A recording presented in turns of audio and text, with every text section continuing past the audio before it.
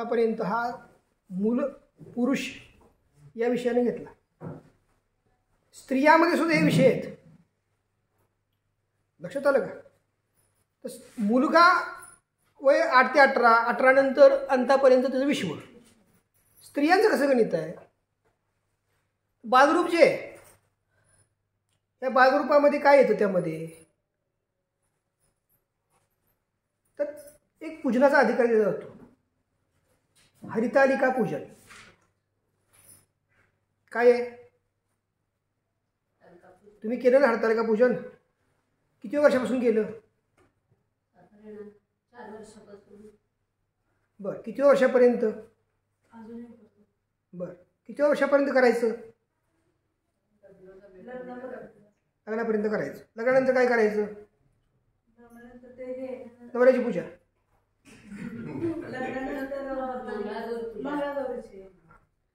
तर त्याचं यथोचित ज्ञान तुम्हाला झालेलं नाही. हरितालिका पूजन हे कुणी करायचं? कुठल्या कुमारिकेनं?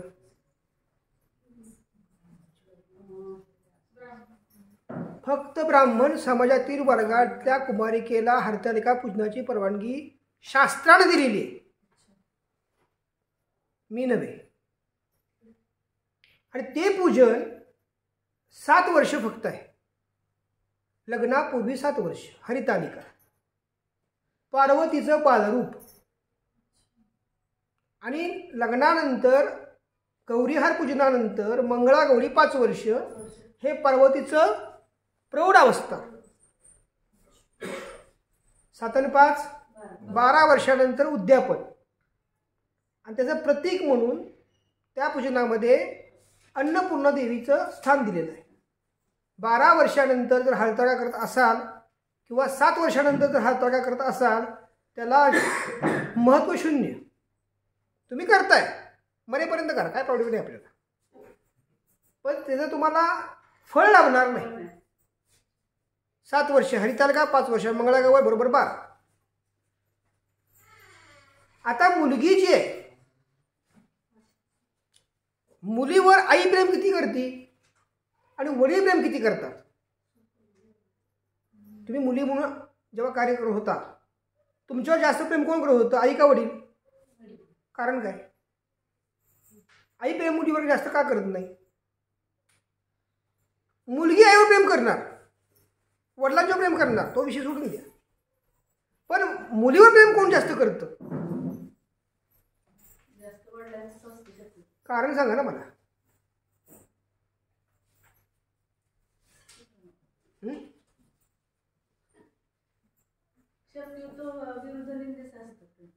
आपण कारण कळलं पाहिजे का नाही? माहित नाही. सांगा, तुम्हाला माहित आहे का? कारण करून ती दुसऱ्या पट्ट्याकडे जाणार असते. कोण? मुलगी. बर बर. म्हणून प्रेमाचं जोपर्यंत आहे तोपर्यंत आपल्या वडिलांनी प्रेम करावं, नंतर प्रेम करू नये. तो प्रेम वेगळे, हे प्रेम वेगळं असते. असं बघा, सोपं गणित सांगतो मला मी. मुलगी जे हे स्पर्श ब्रह्म आहे. काय सांगितलं? मुलगी हे स्पर्श ब्रह्म आहे आणि मुलगा हे शब्द ब्रह्म आहे.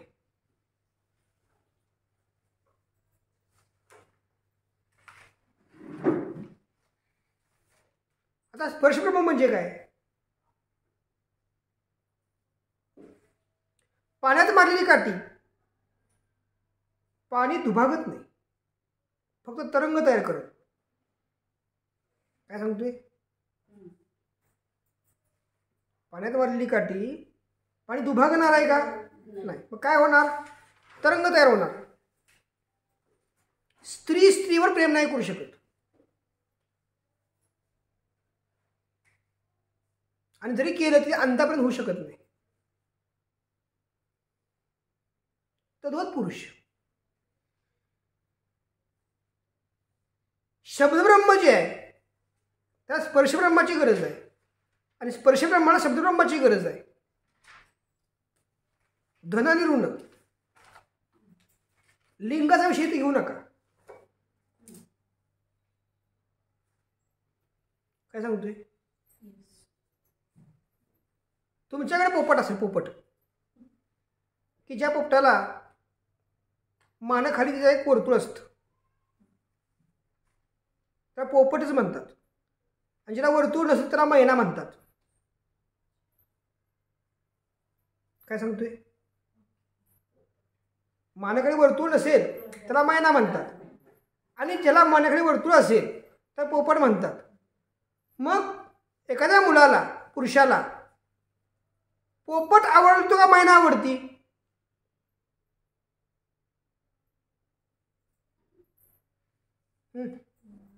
पोपटच आवडतो. कारण त्याला खालचा जो तो आलेला कंठ असतो छान दिसतो ना तो. 99% लोकांना मैना हा प्रकार माहीत पण नसेल. असून कंठ आलेला पोपट एवढं फक्त माहिती सगळ्यांना. ज्याला कंठ नाही ती मैना. जर तुम्ही लिंगाचा विचार जर करत असाल तर मनुष्यातच करावा असा नाही, अन्य प्राण्यासुद्धा लिंगाचे प्रकार आहेतच की. विषय समजतो? त्याही पुढचं वाक्य सांगतो. तुमच्याकडे गुलाब असेल, कुठल्या फुलाचं झाड आहे, हे सगळं स्त्रीलिंगी आहे. पुल्लिंगी जर झाडं असतील तर त्याला फुलंच येणार नाहीत.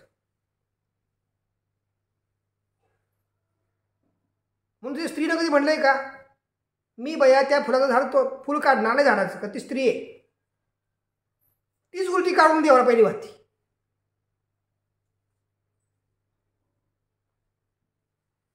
मानवेतर समाजामध्ये किंवा जीवामध्ये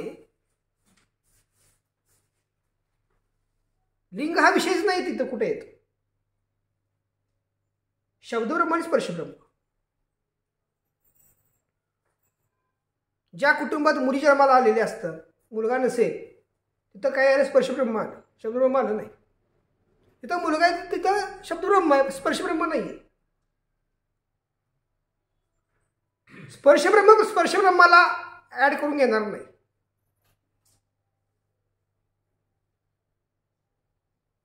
आई जर म्हणली ना, आई मुलाला की तुझ्या बाबाने तुझ्यासाठी पुष्कळ केलं, कुणी म्हणलं तर आईनं, तर मुलगा बाबाला मानतो कुठपर्यंत? लग्न होईपर्यंत. लग्नानंतर दोघांना पण नाही.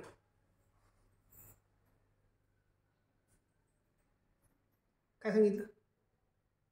सहचारिणीला मानतो. सहचारिणी लग्न त्याला मूल होईपर्यंत त्याला मानती, मूल झालं की त्याला मानणं म्हणून मुलाला मानते. याचं कारण काय सांगा बरं? नाही, याचं कारण असं आहे, पत्रिकेत गुण 36 आहेत. काय सांगितलं? 63 गुण नाही आहेत.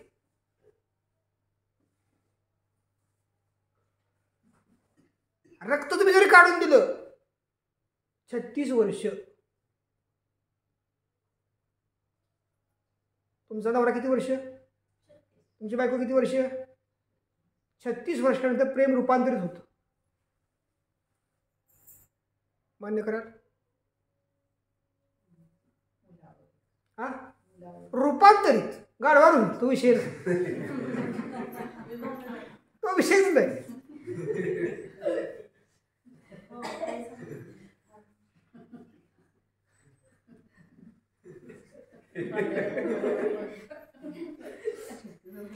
आणि म्हणून लग्नाच्या वेळेस तुम्ही जे मॅचिंग करता ते 18 वर्षापर्यंत किमान पटावं म्हणून तुम्ही 18 गुण जुळण्याचा प्रयत्न करता. 18 वर्षातून पोरं लग्नाला आलेली असतात किंवा लग्न झालेलं असतं, लाता खायला तुम्ही मोकळे झालेले असता पोरांच्या. 18 वर्षावर प्रपंच झाला बऱ्यापैकी, सुख दुःख सगळी अनुभवलेली असतात. म्हणून तुम्हाला किमान 18 सांगितलंय, कमीत कमी मॅक्झिमम 36 सांगितलंय. 36 वर्षानंतर ती स्त्री सासू या लेवलला जाऊन जबाबदारी सगळी टाकते सुनावर, आणि नवऱ्याला म्हणती सुनेच्या करायला सांगा, मालकीने पण सून म्हणती. क्वचित सासू क्वचित कुठे असते एखाद्या वेळेस पुण्य अतिथीचं जर कुठे फायला आले असलं वर, तर 99% कुटुंबात सुन्या मैफिलीत बाहेर चालू राहतं.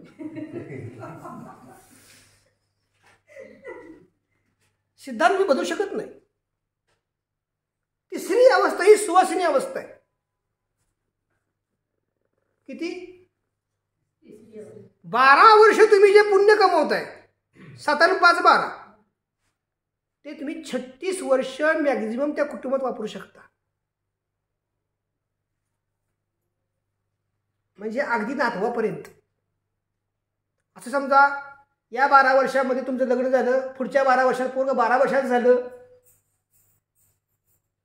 काय आता 12 वर्षात लग्न काही पद्धत नाही, पण समजा केलंच लग्न जरी 12 वर्षी जुन्या काळानुसार, त्याला आणखी काही आपत्ती झालं पुढच्या 12 वर्षामध्ये, चला हरकत नाही, तरी 3 पिढ्यापर्यंत 12 वर्षाची केलेली उपासना कामाला तुमची येणार. 36 वर्षानंतर ती उपासना क्षय पावणार.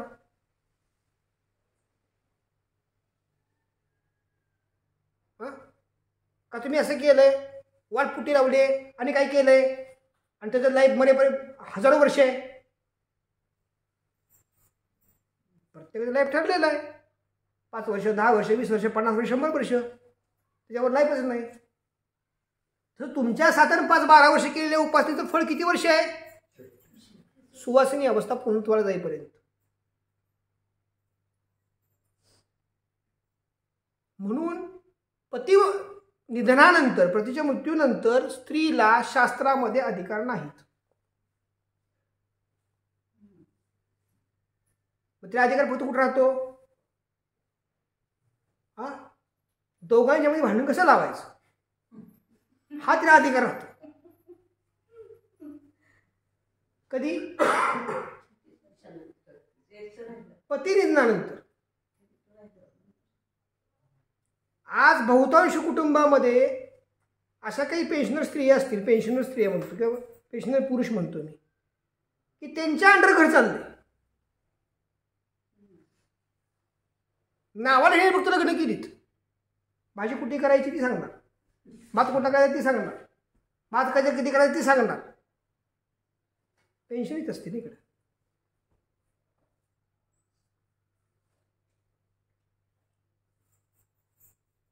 म्हणून मी मागे सांगितलं होतं, पतिव्रता कोण? अहिल्या तारा मंदोदरी तथा ज्या असतील त्या. हल्ली प्रतिव्रता का नाही आहेत दीपक?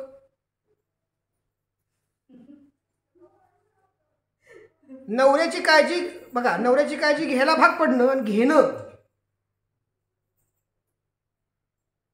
काय सांगतोय? 3 अवस्था इथं आहेत, तिथं 3 अवस्था आहेत. बाल, शिशुकुमार, बाल, प्रौढ आणि सुवासिनी.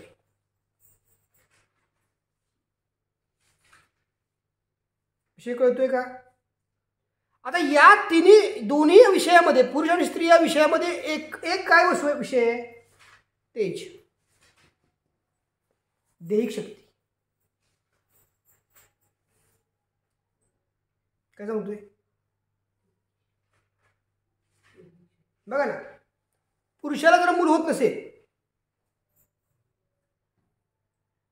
काय सांगतोय? हौसाने केला नवरा, पण पोर सुईला झालं, काय होईल?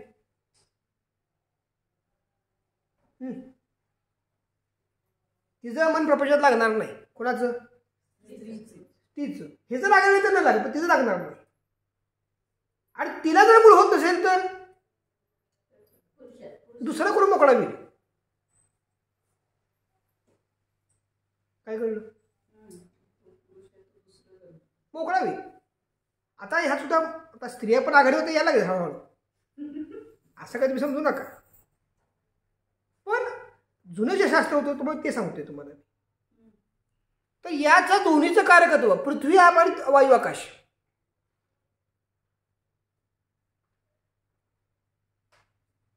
काय कळलं? स्त्रीच्या देहामध्ये वायू आणि आकाशाचं प्रमाण जास्त आहे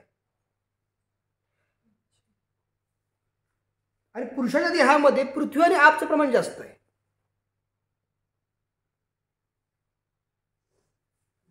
नॉर्मली पुरुष जास्त पाणी पित असतात बायकांच्या पेक्षा. याचं कारण त्याला आपची गरज जास्त लागते.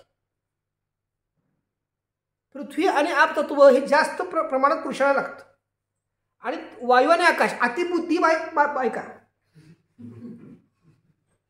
अतिबुद्धी जिथं पुरुष पोचणार पण नाही त्या काढून त्या मोकळ्या होणार. पण झटका इथं मिळतो ते तत्व आहे. माफ करा, बायको कमवते नवरा कमवतो. माफ करायची म्हणते पुन्हा नको. नवरा म्हणतो माझा पैसा सगळ्यांसाठी आहे, मुलं बाळं बायको पोरं सगळ्यासाठी. तरी बायकोला जर गरज पैशाची जास्त लागलीच आणि ती कमवत असली, पुढच्या महिन्यात तुमचे पैसे माघार देऊन टाकते. आत्ता मला घाला. 99% नवरी असं म्हणणार नाहीत पुढच्या महिन्यात मला माघार दे म्हणून. आणि जर म्हणत असतील तर त्याचं प्रेम कमी आहे तिच्यावर. पण ही कधी त्याला आपला मानतच नाही हो.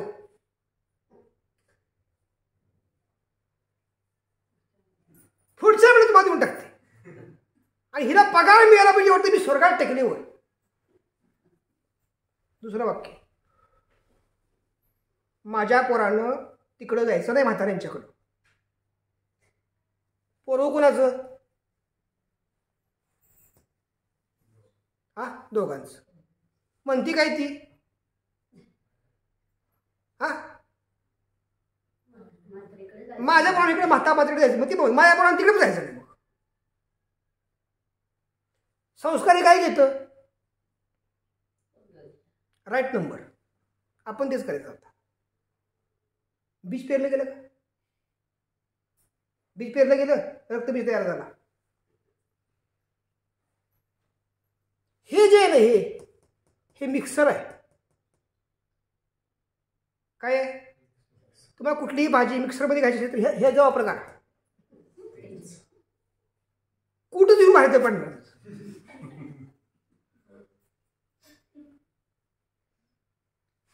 आईचा नांगा आणि बापाचा ठेंगा दोघाला कामाला लावणार. हे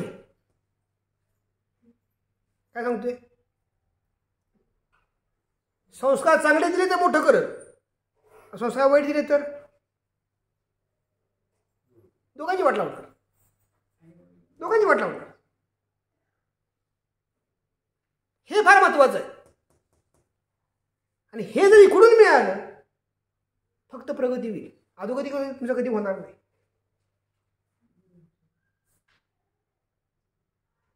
पूर्वीच्या काळात गुरु सांगतील ती ब्रह्मवाक्य असायचं. हल्ली गुरुने सांगितलं करूया का? विचार करून करूया का? बघूया ना की खरा गुरु आहे का नाही. त्या गुरुबद्दल पडला शंका. विश्वास ठेवणं गुरूंच्यावर कलियुगात अवघड झालं. हिची कमतरता आहे. इथं सुद्धा काय घुसले, आता षड्रिप घुसले सगळे. बघा आता अजून सोपं गणित सांगतो तुम्हाला करून. सत्वगुण 100% म्हणजे काय?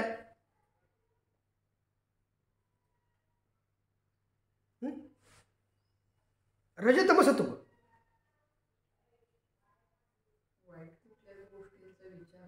नाही नाही नाही नाही घेतं. मातृपितृ ऋणानं बंधन, देवाधिक ऋणानं बंधन 100% प्रखर आहे.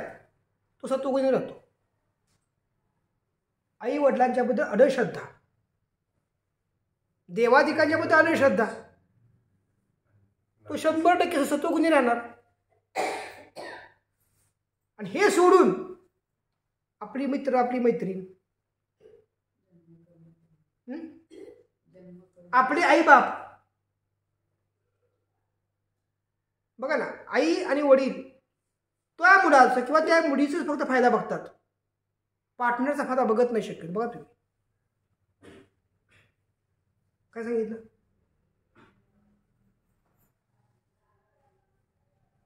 आई जर असेल किंवा वडील जर असतील, त्याला मुलगा किंवा मुलगीची कोण असेल, बघा तुम्ही समाजात बघा तुम्ही अवस्था या, त्याचा पार्टनर कोण आहे तर त्याशिवाय त्याला नाही. माझं पोरगं नाही सांग, माझी पोरगी एक नंबर, हे वाक्य ठरली असतात. पण दोघांच्या शिवाय प्रपंच चालणार नाही त्याला कळतंय का. आता माझ्या काल एक केस आली पुण्यातली, तिला 2 मुलं आहेत आणि ती 6 महिने झाले आईपाशी राहते. कारण काय तर लग्ना अगोदर म्हणजे हा म्हणला होता की लग्नानंतर पण घर घेऊन राहूया. नाही तिची ऐपत झाली घर घेऊन राहायची, मग तू घर घेऊन राहायचं मांडा होतोस का नाही. झक मारत माझ्या इकडे यायचं माहेरी माझ्या, मी तिकडे जाऊन राहणारच नाही सासरी. मी तिला म्हटलं पाण्यावरचा बडबड तुझा आहे म्हटलं, उद्या दुसरी कोणतरी आवडली काय करणार. ती पोरं पण तुझ्यापाशी तुला आई बापापाशी कायम राहायला लागलं म्हटलं. 9 दिन का प्यार है फिर सब तक्रारी है. हा पोटात पोरग 9 महिने 9 दिवस असतं पोटात, पण ओटावर आयुष्यभर असतं माझं पोरगं माझं पोरगं माझं पोरगं.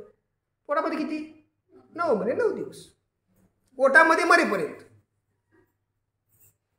आणि चुकीचं झालं तिच्यामुळे झालं किंवा ह्याच्यामुळे झालं, स्वतःवर कोण घेत नाही. हे 2 ऋणानुबंध आहे, मातृत्व देवाधिक. 100% जर असते तरी काय होईल, सात्विक गुण येणार. 50% जर देवाधिक जो काम तो देव करतोयच की, पण जन जर आम्हाला घातलं आई वडील म्हणून त्याचं काय करतोय 50% त्याने पूर्ण केलं पाहिजे, तर 100% सात्विकचा गुण येणार आहे. आता जर मुलांना सांगितलं वडिलांनी सांगितलं तर मुलाला अमेरिकेतनं मोबाईल घेतला 1 लाख रुपयाचा, कोण सांगतोय, बाप पोराला सांगतोय. काय सांगतोय, एक मोबाईल 1 लाख रुपयाचा अमेरिकेतनं घेतला, मुलाला काय वाटणार, आपल्या पण काय ती पप्पाने घेतलं पाहिजे का नाही असं असतं. ते लाखाचं मला 50,000 तरी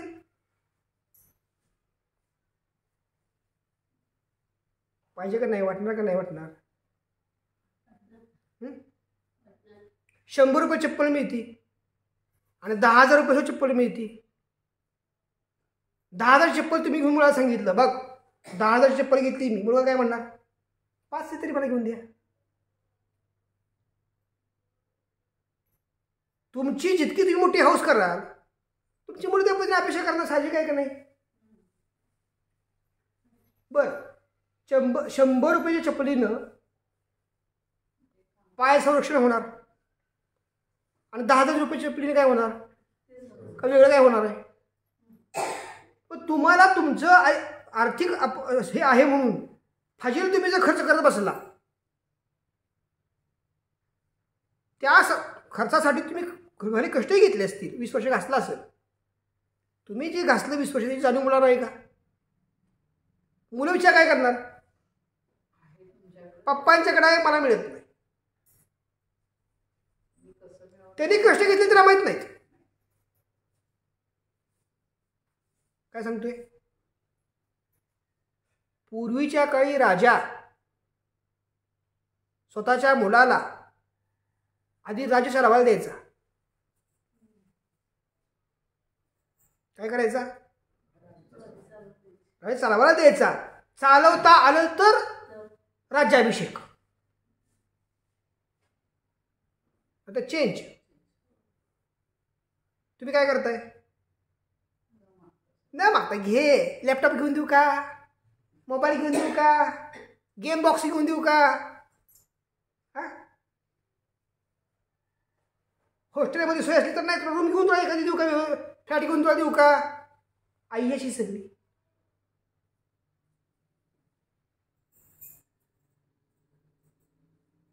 अति सुख दुःखाचं कारण आहे. काय सांगतोय?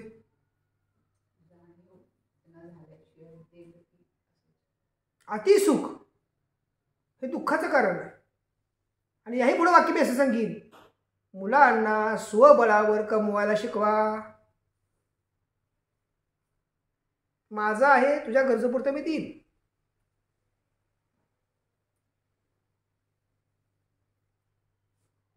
पण माझ्यावरच तुझा अवलंबून राहायला लागलास तर तुझी प्रगती काय होणार? आता दोष कुठं आले सध्या? इथं आलेत.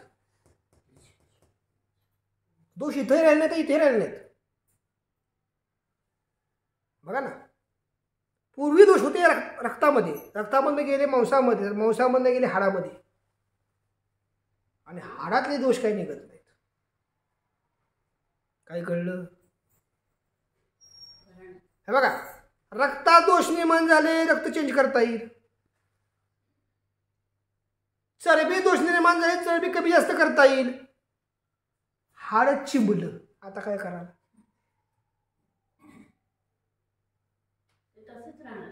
तेच सांगतोय, तेच सांगतोय तुम्हाला. त्याच्यात दोष सगळे गेले, हार्ट अटॅक, ब्लड प्रेशर इथं सगळे सुरू झाले. जिथं तुमची इच्छाशक्ती काय कार्य करणार आहे तीच मेली.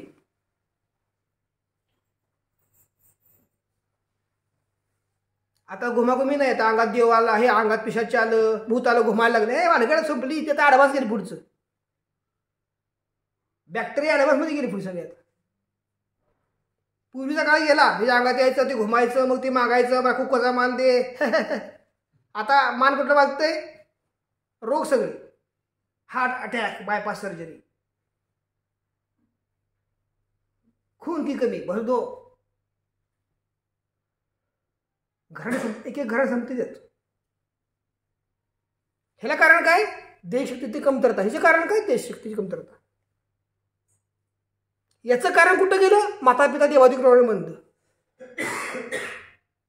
याचं कारण कुठं गेलं? बाल शिशुकुमार, बाल प्रौढावस्था, सुवासिनी अवस्था.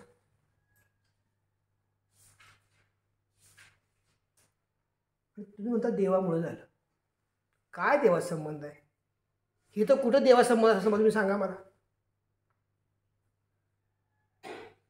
तुमचा मुलगा चांगला झाला तुमच्यामुळं, तुमचा मुलगा वाईट झाला तुमच्यामुळे, तुमची मुलगी चांगली झाली तुमच्यामुळे, वाईट झाली तुमच्यामुळे. संस्कार देता तुम्ही त्याला, तसं ते घडणार.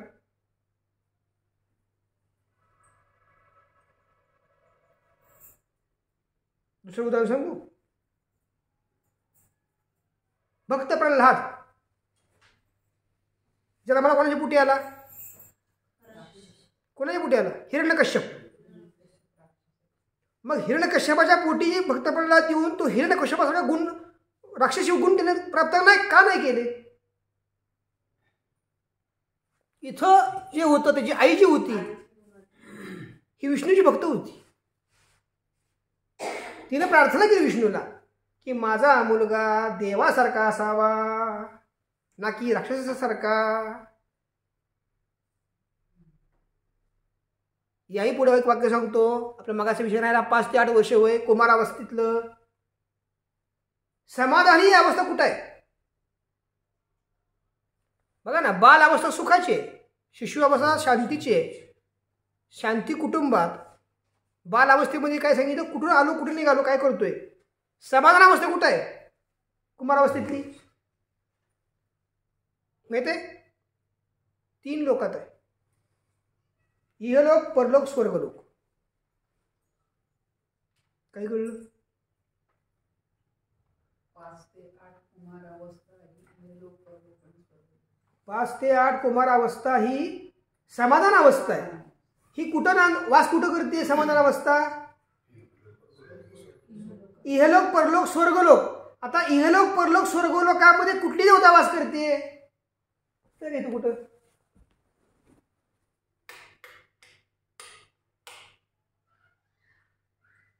गायत्री. ही गायत्री तुम्हाला दिसते का? गया जाणवे आहेत ना, प्रतीक कशाचा आहे ते? गायत्री कक्षा कुठपर्यंत आहे? हा, इहलोक परलोक स्वर्गलोक, तो दोरा नाही आहे गळ्यातला, त्याला यज्ञ भविष्य दिलाय आणि त्याची कक्षा कुठपर्यंत दिली? तिन्ही लोक दिले, इहलोक परलोक स्वर्गलोक. मग इहलोक परलोक स्वर्गलोकापर्यंत जर तो जीव जात असेल तर समाधान प्राप्त होणार. याचं ज्ञान कुठल्या वर्षापासून आहे? वर्ष 5 पासून आहे का माता पितांना? ज्या वेळेस एखादा मुलगा सांगतो की व्यक्ती झाल्यावर पडलं, तुटून पडलं, ते पोहताना गेलं. आमचं हृदय चर्र होतं, पण बोलायचं कोणाला?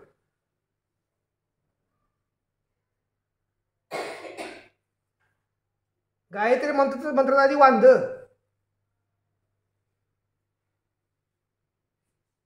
हिंदू धर्म इतका श्रेष्ठ धर्मच नाही. काय सांगतोय मी? आचारसंहिता सगळी.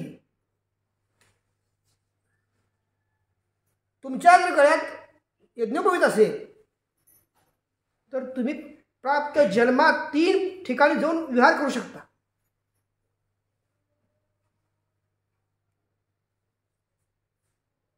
काय कळलं?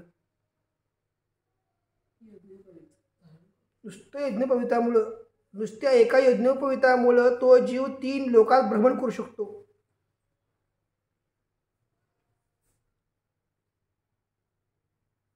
आणि याचं उदाहरण विश्वामित्र. कोण उदाहरण आहे? मी तुम्हाला उदाहरण सांगते. असं काही नाही की 8 पाठ नगर होतं ते कथा होती असं काय म्हणत नाही. प्रॅक्टिकल. आता मी तुम्हाला हे सांगेन, इहलोकातलं अंतिम सुख काय सांगू शकाल तुम्ही? इहलोकातलं अंतिम सुख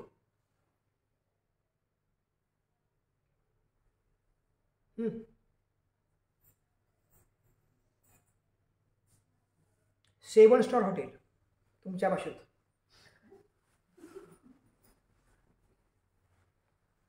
घरात मिळत नाही हो. काय सांगितलं? बटन दाबले सगळं मिळतं ना. इहलोकातलं अंतिम सुख जर सेवन स्टार हॉटेल असेल तर स्वर्गलोकातलं अंतिम सुख काय असेल?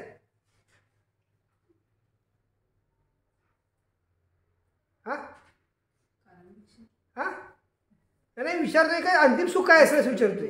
अंतिम सुख म्हणजे गुरुंच्या हे इथलं सोडून द्या, उपासना सोडून द्या. तुमची संडाची भांडी आहेत ना, ती कशाची आहेत?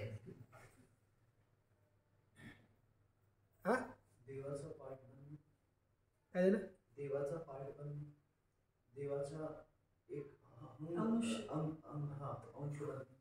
स्वर्गात जाऊन सुद्धा तुम्ही देवाचा अंश नाही म्हणू शकत. आमचा रावण स्वर्गातनं बाहेर आला होता, कुठं अंश देवाचा अंश वाटला?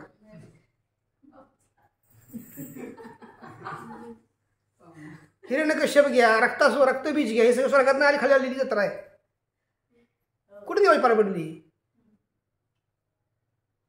अहो देव लांब मोठा आहे, अजून फार वड आहे. तो लोक आहे बघा, देवलोक. हा भूलोक. काय सांगता येईल? ह्या 7 स्टार हॉटेलचं तुमचं जे काही तुम्हाला अनुभव सांगतोय मी. एक हॉटेल ताजला कधी गेलाय का? अभिराला कधी गेला? दोन्ही आहे, चक्कर मारून या, चहावर पिऊन या.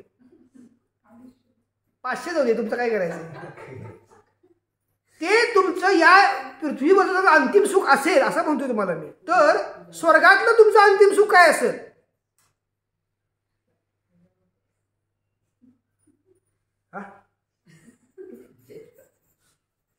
सांगता येईल?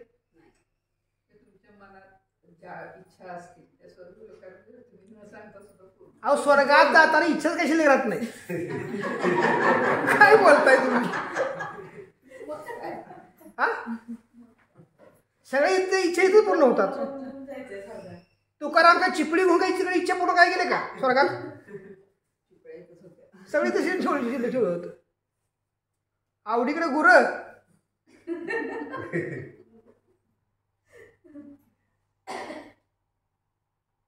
मनाचा घोडा, मनाचा रथ असतो स्वर्गात. काय असतो? मनाचा रथ आहे. आणि मन इतकं पवित्र असतं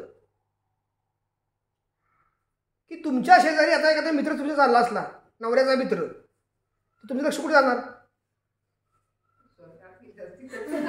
हा, आता कुठे जाणार? जाणार की नाही? ते मनाचा रथ तुमचा काय कार्य करतो? फक्त लक्ष कार्य करतो. काय कार्य करतो? इथं लक्ष सापडतं, तिथं कार्य करतो. तुम्ही आता काय करणार? माहेरच्या पेक्षा सासरची माणसं किती शोधून काढणार सगळी.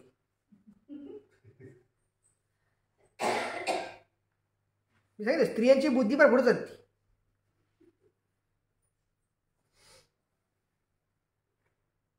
पण एक वाक्य समजून घ्या, बुद्धी माणसाला शेवटी बुद्धू बनवते. काय सांगितलं? बुद्धी ही कशी आहे? प्राप्त जीवनापुरती. बुद्धी म्हणजे ज्ञान नव्हे.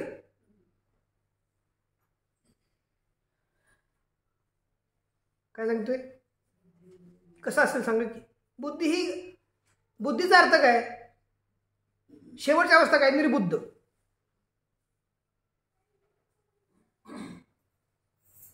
पहिल्यांदा किल्ल्या कुठं आहेत कुणाला सांगायचं नाही, परत लक्षात नाही राहत नाही म्हणून सुंदरला सांगायचं, सुंदरला, आणि नंतर कुठं ठेवायचं लक्षात राहत नाही. निर्बुद्ध अवस्था.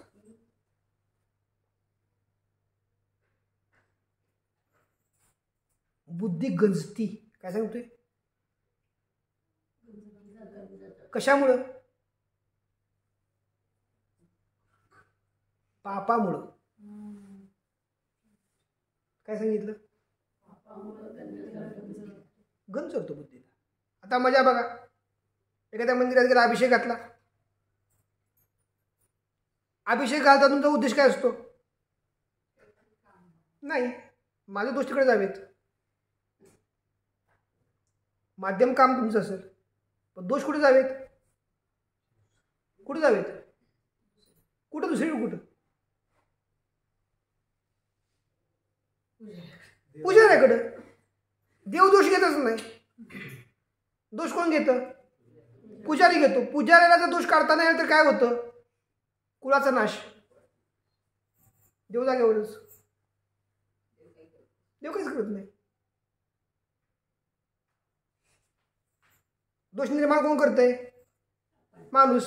काढणार कोण? माणूस. देव काढत नाही. तुम्हाला वाटतं देव दोष काढतो? साक्षी आहे दत्त. देव कुठलाही दोष काढत नाही.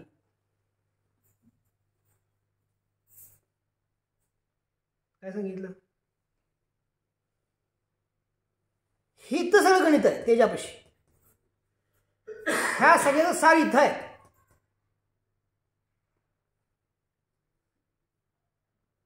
आणि तुम्ही इथंच आता ढवाढवसळी करून टाकत त्याच्यामध्ये.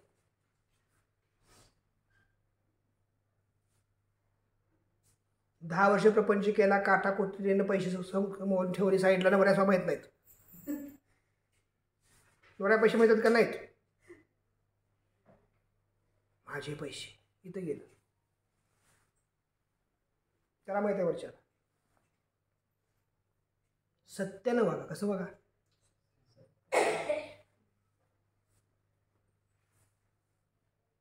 मला अजून कळत नाही, बायकांना नवरा माझा म्हणायला पैसा काय पडतो? आणि त्याला पण बायको बाई म्हणायला पैसा काय पडतो? मला अजून काही गणित कळलं नाही. आणि मेल्यानंतर मग बघर भुतून बसायचं पडत. चूक झाली करू नको ना अगोदर.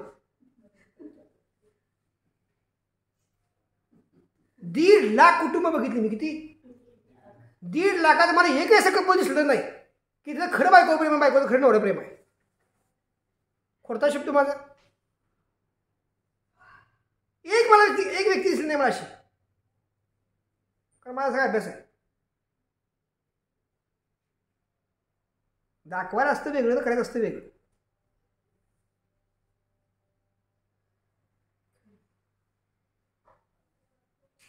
म्हणून भगवंतावर प्रेम करा. तिच्या आधी खोडते बोलायचं नाही. त्याला तुमच्याकडे काय पाहिजे, मग देऊन टाकायची, देऊन टाक सर, काय आहे त्यात.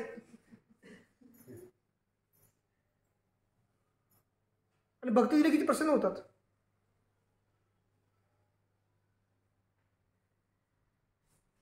असं काय ते तुमच्या हित सगळा घात आहे. जन्म कर्म जन्म जन्मांतर इतरे जन. बघा ना, आई वडील नवरा पेक्षा मित्रावर फार प्रेम आहे. काय सांगितलं? हा, मुलांचं नाही, मुलींचं पण असंच आहे. मग तेच सांगतोय मी. आणि जास्त करून घात केला इतरजन ऋणबंधानं. मैत्रीण सांगाल तसंच वागायचं, मित्र सांगाल तसंच वागायचं. मग कशाला लग्न केलंस? आई सांगत तसं कुचू कुचू कुचू कुचू सांगते काहीतरी.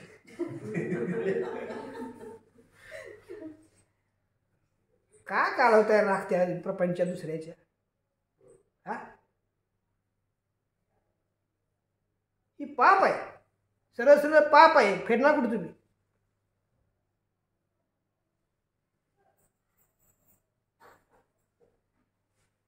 इमोशनल ब्लॅकमेल करायचं, वाटतं ते उद्योग करायचे. जीवन हे खरं स्वर्गासारखं जे जगलं पाहिजे माणसानं. जगताय वनासारखं तुम्ही.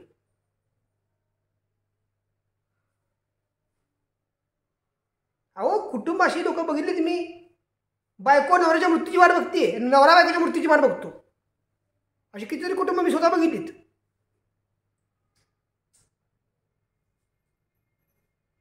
आणि हे सगळं मुलांना माहीत असतं. आता माझ्या प्रवेशी केस आली होती कोल्हापूरची. म्हटला लग्न कमिटमेंट केली आहे म्हणला मी. 2 मुलं आहेत. पप्पा मला मुलांनी सांगितलं, पप्पा तू कॉन्ट्रॅक्ट पद्धतीने राहा. पोरगं सांगते बापाला. आणि पगार किती आहे? तिला 2 लाख, ह्याला 2 लाख. घाल चुलीत. संस्कृती राहणार तुमची अशा ना.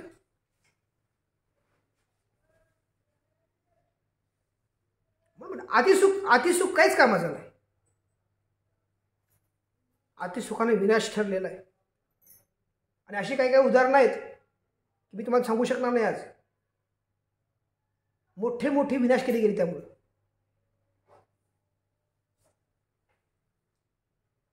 म्हणून भक्ती मार्गाशिवाय पर्याय नाही. आणि डोक्यात एक तुम्ही नेहमी ठेवायचं, तमोगुण आणि रजोगुण जास्त झाला कुटुंब संपलं. काय सांगतोय? मुलांना साधं नाही पचवताय. हा, मुलांना साधं नाही पचवताय. एका शब्द नाही म्हटली की लगेच टोक घालतात. मी तुम्हाला मागाशी सांगितलंय, मुलाचा दोष काहीच नाही. मी तुमच्या मुलाला, कुणाच्याही मुलाला मी कधी दोषी ठरवणार नाही. दोष त्याचे पालकच आहेत, आई वडील आणि वडील. तो दोष बरोबर आहे की, कारण तुम्ही नाही म्हणला 10 वेळा, मग मुलगा नाही मग 1 वेळा म्हटलं. असं काय तुम्ही करून घेणे झालाय? तुम्ही एक गोष्ट 10 वेळा घरी नाही म्हणलाय अगोदर तुमच्या सहकार्याबरोबर, ते डोक्यात ठेवलं. मग त्याला कळालं की जसं ही व्यक्ती नाही म्हणतो तसं आपण पण नाही म्हणायचं.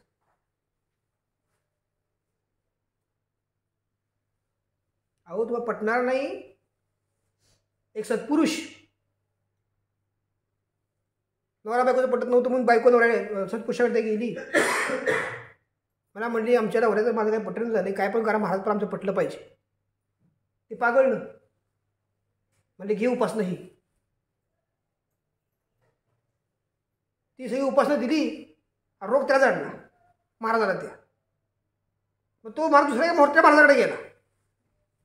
आता हे 2 वर्षाची घटना आहे. त्यांच्या गुरुकडे गेला तो. म्हटलं गुरु महाराज, म्हटलं हे असं माणसं जडले. म्हणलं कशामुळे जडले?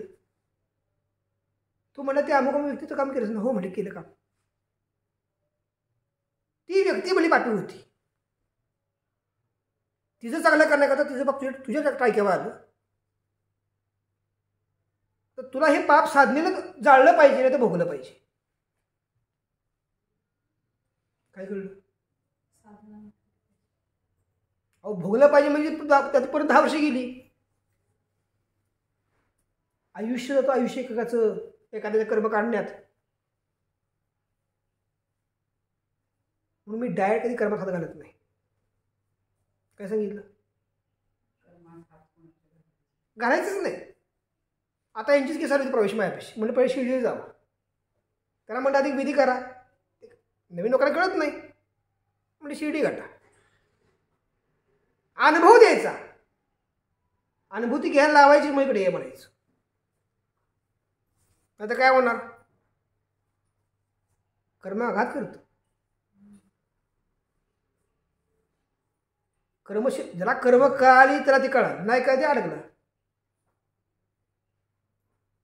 कर्माचा आघात म्हणजे हे शून्य होतं.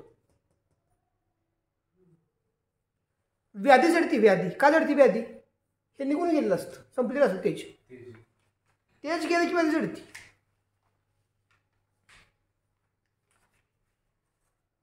आणि व्याधी आणि ते जाण्याचं कारण तमोगुण रजोगुण. वाक्य समजून घ्या. सत्वगुणामुळे मनुष्याला कुठलीही व्याधी होत नाही.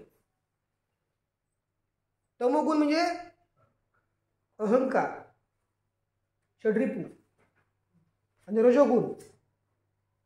ह्या 2 गोष्टीमुळे मनुष्य आधी व्याधीनं ग्रासला जातो. आणि हा चक्रव्यूहचा खरा खेळ आहे सगळा. तेज हा जो हे आहे की तो कमी होऊ नये किंवा आपल्यामध्ये तो राहावा म्हणून काय करायचं? सोपं गणित डोक्यात ठेवा. सीतेला हरिण दिसलं. तिनं रामाला सांगितलं त्या हरणाच्या कातड्याची चोळी मला बनवायची. रामाचं असं लक्ष होतं बाणाचं की तो बाण मारला की तो लागणारच. म्हणजे एक वचनी, एक पत्नी आणि एक बाणी. श्रीरामचंद्र. मोह कुणाला झाला? मोहाचं पूर्णत्व करण्याकरता कोण गेलं? तो जो मोह झाला त्या मोहाच्या मागे काम काय होतं? रजोगुण.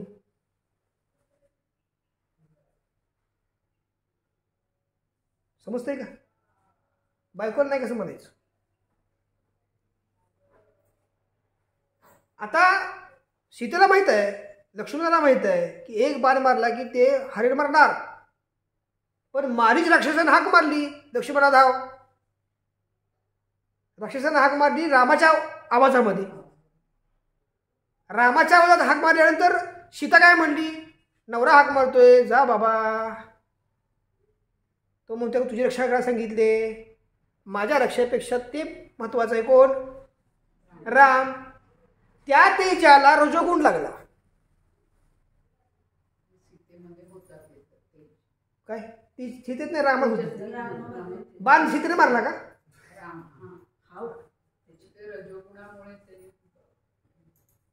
त्या बायको मागते नाही कसं म्हणायचं?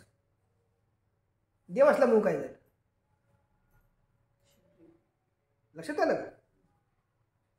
आता या ठिकाणी हे लिहिलं कोणी सगळं? भविष्य वाल्मिकी ऋषींनी लिहिलं. हे का लिहिलं? समाजात दाखवण्यासाठी लिहिलं की जरी एक वचनी, एक पत्नी, एक बाजनी जरी असली आणि चूक झाली तर क्षमा होत नाही, नियती सोडत नाही.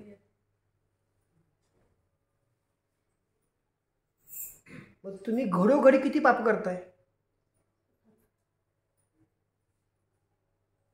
तुमच्या मोबाईलमध्ये जर 50 नंबर असतील तर सगळे तुमच्या मालकाला माहित आहेत का?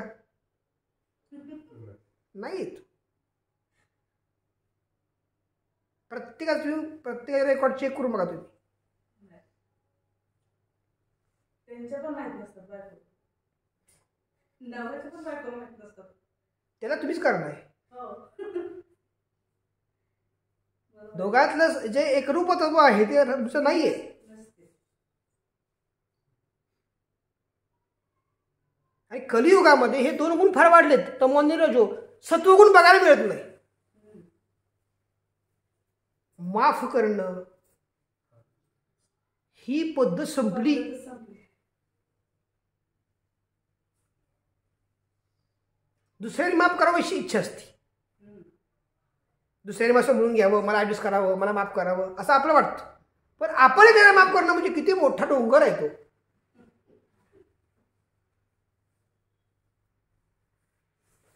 साधं गणित आहे. तुमच्या हातात असलेलं डबडं ज्यात 50 नंबर आहे, ते 50 नंबर म्हणजे नवऱ्याला माहीत नाही, किंवा 90 नंबर बायकोला माहीत नाही. तुम्ही या जन्मात देव प्रसन्न करू शकाल?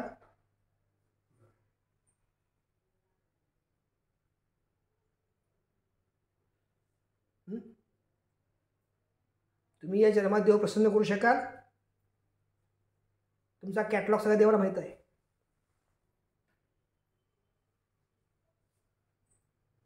काय सांगितलं?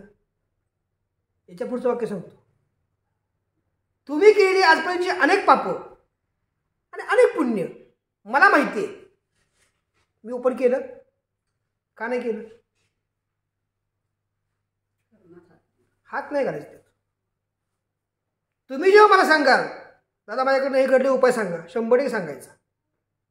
पण मी नाही म्हणायचं काशी केलीस का, वाराणसी कर, नाही सांगायचं. कर्मात हात नाही घालायचा. जेव्हा कर्म इथं येईल तुम्हीच मला सांगणार आहे दादा ह्यातनं मार्ग काढा. मग आता हे का, ही उपासना कर, ती उपासना कर. उपासनेनं मार्ग काढ. शक्तिपात करणार नाही, डायरेक्ट शक्तिपात करणार नाही. शक्तिपात कुठला होतो? नैवेद्य दिला शक्तिपात झाला, उदी दिली शक्तिपात झाला, प्रसाद दिला शक्तिपात झाला. पण डायरेक्ट करायचं नाही. डायरेक्ट केलं तर काय होईल माहिती आहे? डायरेक्ट केलं तर काय होईल दीपक? तुमचे दोष वाढे येणार सगळे. काय घेऊन दोष तुमची? हां, साखर तुम्ही खाणार तर पण मायडा त्याची. म्हणजे माझं जीवन ईश्वराच्या कार्यात वापरायचं का तुमचे दोष काढण्यात वापरायचं?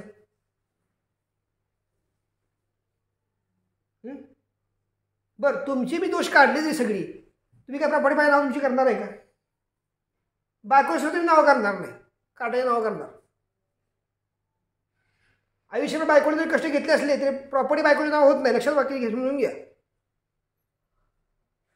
पोराच्या नावावर प्रॉपर्टी होईल. सुनानं कितीतरी चहा पाजला तुम्हाला, चहापुरती गोड असेल ती, प्रॉपर्टी नावावर काटायचं होणार.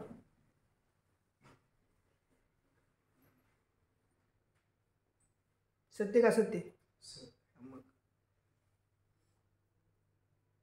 शक्तिपात करायचा, प्रसाद नैवेद्य तीर्थ, आणि मी तुम्हाला जे बोलतोय ज्ञान, त्यातून शक्तिपात करायचा. पण ब्रह्मनंदाचा हा ठेवायचा आणि दोष काढून घ्यायचे, काय नडलेलं नाही. तुम्ही जे पाप केले सगळं माझ्या कमेंट करणार सगळं तुमचं क्लीन. पण का करू सगळं की? त्याच्या व्यतिरिक्त जे आहे उपाय ते सुद्धा तेच करतोय आपण, तेच करायचं. थोडी थोडी घाणी काय बस झालं. एकदम तुमची घाणी काही इच्छा असली तर मग जावा दत्तक्षेत्री, आमचं काय नकार नाही. इथं बसा बुडक्या मारत पाण्यात. पर्याय सांगतो तुम्हाला, हात नाही घालणार. कळतंय का किरण? काय कळालं यातलं, काय नाही कळालं?